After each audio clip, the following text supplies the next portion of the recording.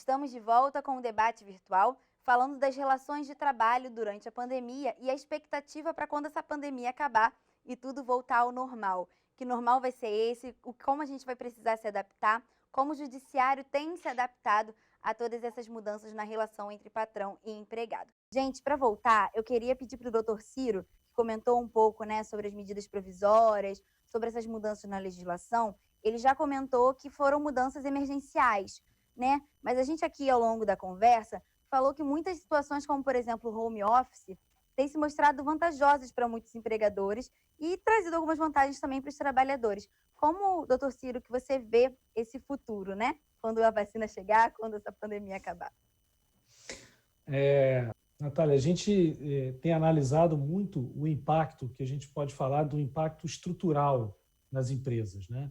As empresas, além de elas terem que se reinventar do ponto de vista econômico, para até manterem a sua atividade econômica, por exemplo, os restaurantes que historicamente nunca atuaram com delivery, passaram a atuar com delivery como uma alternativa para a manutenção da sua atividade, e encontraram nessa, digamos assim, forçosa necessidade de revisitar os seus modelos de negócio, uma visão sobre a viabilidade de novas estruturas, né? E a partir do momento em que você tem uma nova visão, ainda que forçada por uma pandemia, de uma nova estrutura de organização dentro de uma empresa, isso passa a precipitar mudanças, obviamente, nas relações de trabalho, né? Porque uma empresa não se imagina empresa sem o trabalho, né? Os dois andam de mãos dadas e de forma íntima. Então, se a empresa tem um impacto grande na sua forma de se estruturar e de se colocar no mercado, isso impacta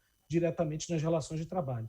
E o maior exemplo que a gente tem observado hoje em dia com as empresas é a ampliação realmente da utilização do regime de teletrabalho ou do home office, como o Dr. Marcos Almiro bem pontuou, né? As empresas foram forçadas a colocar boa parte dos seus trabalhadores, né, em atividade de home office. Essa Esse regime de trabalho ele já vinha regulado desde a reforma trabalhista de 2017, mas vinha sendo utilizado de uma forma muito tímida pelas empresas, considerando que havia aquela estrutura estagnada, uma percepção, né, de que o trabalho presencial era a única forma de funcionar, que o trabalho remoto era um trabalho praticamente inviável sob o ponto de vista produtivo da empresa, e o que você percebe é que não, né? Então, a legislação ela já traz uma regulação, a meu ver, tímida sobre o tema, dependeria de uma melhor análise as questões relacionadas ao teletrabalho, que talvez sejam essa a fonte dos grandes conflitos futuros, né? Como vai funcionar? Nós já observamos o judiciário se debruçando sobre esse tema, tivemos algumas decisões, por exemplo, o caso da Petrobras, né? Onde houve ali um pedido do sindicato para que a Petrobras fornecesse equipamentos na residência dos empregados. Então, são debates que nós vamos ser travados. E na linha dessa situação, dessas mudanças empresariais, eu reforço muito o papel que tomou o sindicato com a reforma trabalhista, né? Porque boa parte dessa regulação, dessa pacificação de conflito, dessa implementação dessas novas formas de agir da empresa, passam muito por uma negociação coletiva, né? Então, a regulamentação do teletrabalho através de negociações coletivas com os sindicatos, né, é uma medida que os empregadores devem e podem adotar para evitar conflitos futuros e para implementar essas novas medidas que são muito, sim, muito bem-vindas e que impactaram de sobremaneira o trabalho. Mas não é só o teletrabalho. As empresas também enxergaram, por exemplo, alguns números já demonstram uma ampliação na contratação no regime de trabalho intermitente, né? Porque algumas empresas começaram a observar que, considerando a redução da sua demanda e uma necessidade de adequação, as novas contratações viriam já com esse regime de trabalho que o empregado, de forma muito superficial, recebe quase como pela hora trabalhada, né? E não mais no modelo tradicional que nós teríamos aí de 44 horas e um salário fixo mensal.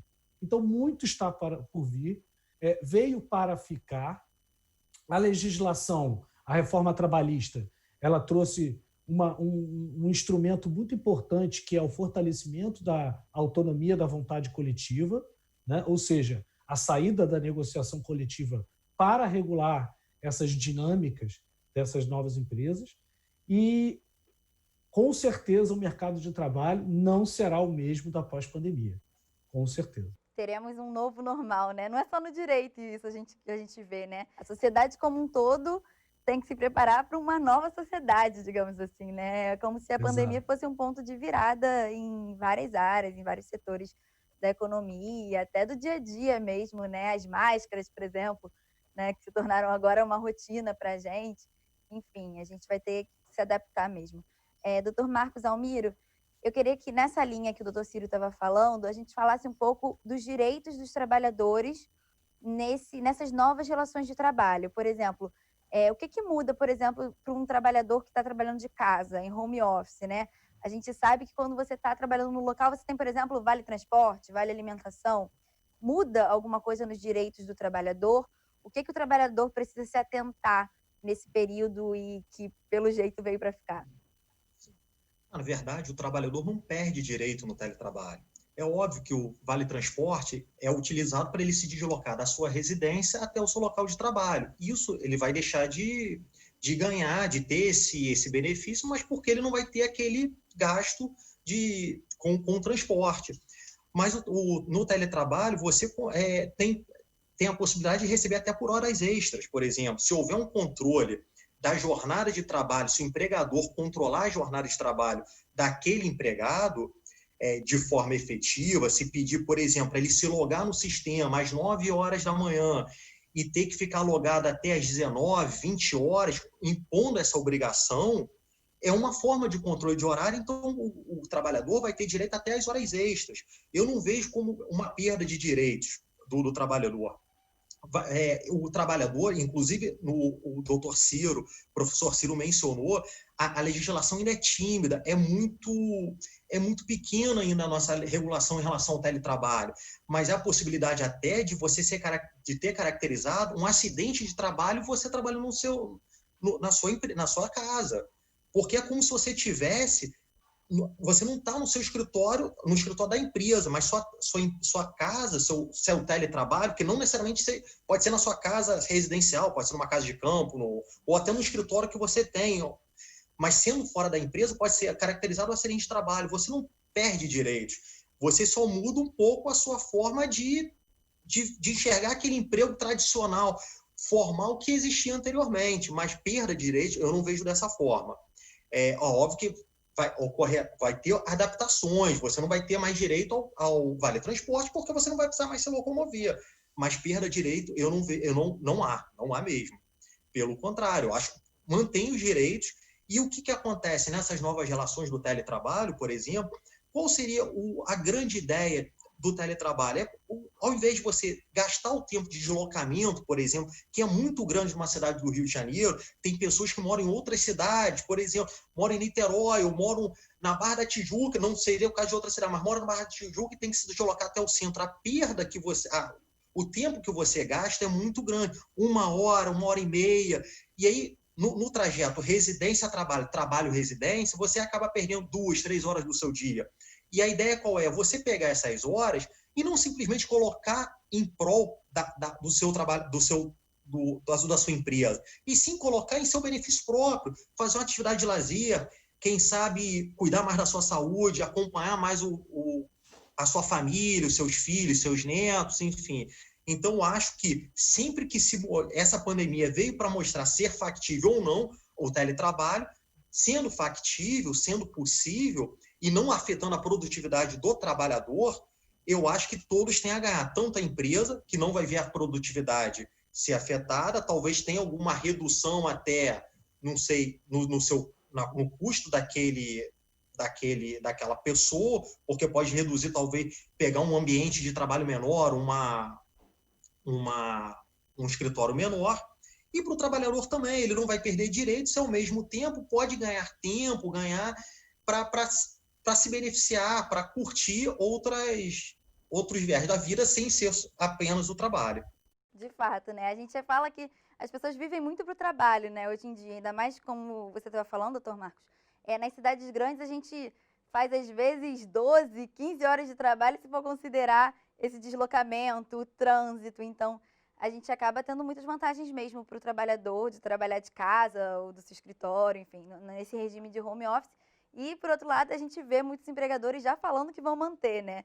Essa que gostaram dessa experiência, que às vezes tinham preconceito, achavam que em casa o trabalhador não ia ter a mesma produtividade ou responsabilidade, mas acabaram se adaptando, criando estratégias para ter esse controle até, né? E viram que muitos trabalhadores rendem até mais de dentro de casa, porque se você for ver, a gente, quando se desloca e pega trânsito, a gente acaba chegando no trabalho às vezes estressado, cansado, mal-humorado, e em casa a gente já não tem isso. É muito legal observar essas mudanças mesmo nas relações de trabalho. E aí eu queria pedir para o desembargador Marcos Cruz falar um pouco sobre isso também com a gente. Como que ele enxerga esse futuro, né? E como está sendo no judiciário receber esses novos processos, essas novas ações que são baseadas em outras relações de trabalho, né? Os juízes também estão tendo que se adaptar para entender essa nova realidade, doutor Marcos. Exatamente. Nós temos que entender que a chave mudou, né? Virou a chave. É uma nova realidade, são novos questionamentos.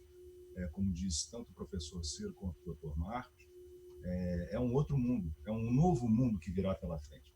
Vamos imaginar que a pandemia acabasse hoje, que o vírus desaparecesse da face da Terra, que tudo fosse azul, não é? Deus nos ia ser bom demais. Que Deus nos abençoasse, do mesmo jeito que ele veio, ele fosse embora. O mundo seria outro. Jamais será o mesmo. Por quê?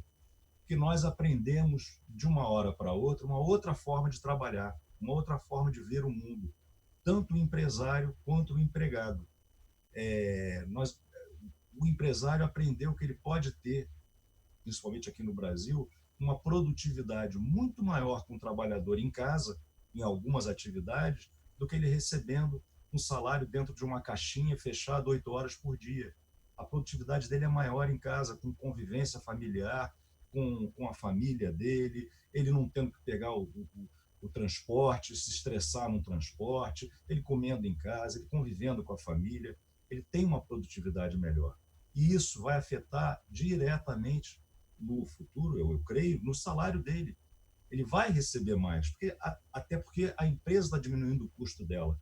Ela vai ter um custo menor no escritório, na conta de luz, nos equipamentos. E isso, de uma certa forma, será repassado ao trabalhador, terá que ser repassado ao trabalhador, porque esse custo ele vai ter que absorver, de uma forma ou de outra.